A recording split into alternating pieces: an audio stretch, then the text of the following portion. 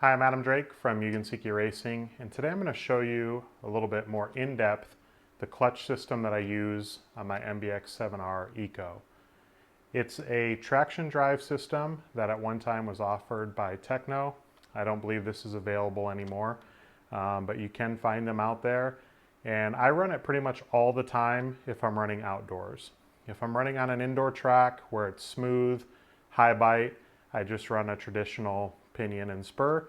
But for outdoor racing, especially when I'm going back and forth between nitro and electric, this gives me more of that nitro feel and makes it an easier transition when going back and forth between nitro and electric.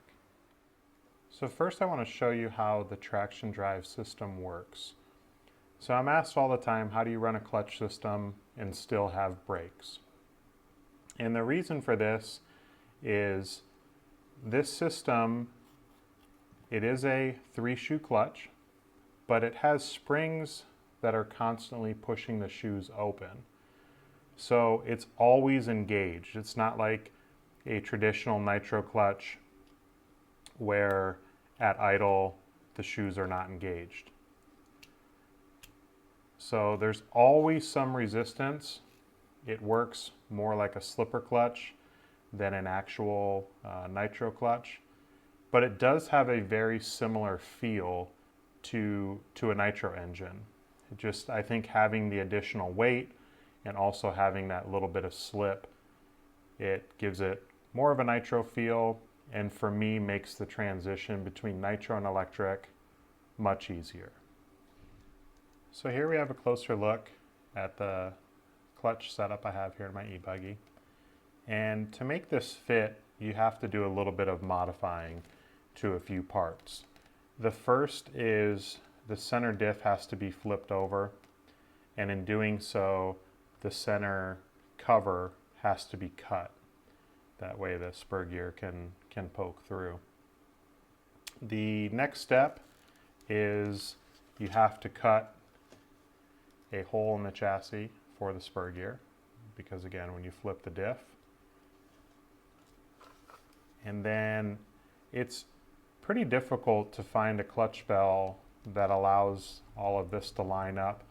I have on here the Robinson bell. I believe you can use some other bells as well, but this is kind of what I found to work best.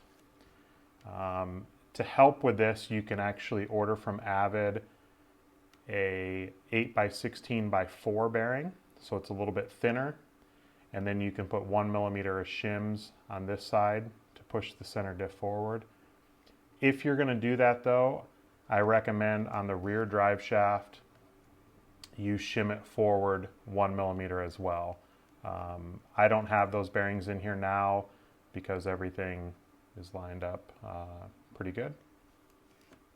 The other thing you'll have to do is you'll have to slightly modify the receiver box for clearance.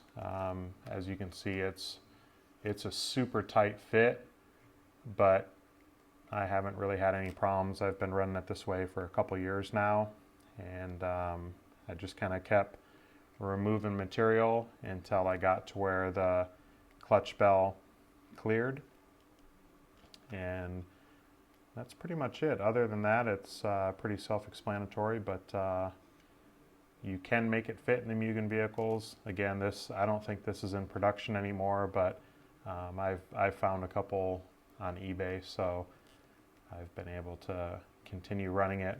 I use the Mugen shoes inside, but you do have to use the Techno springs because again, the orientation of them is to push the shoes open instead of to hold the shoes closed.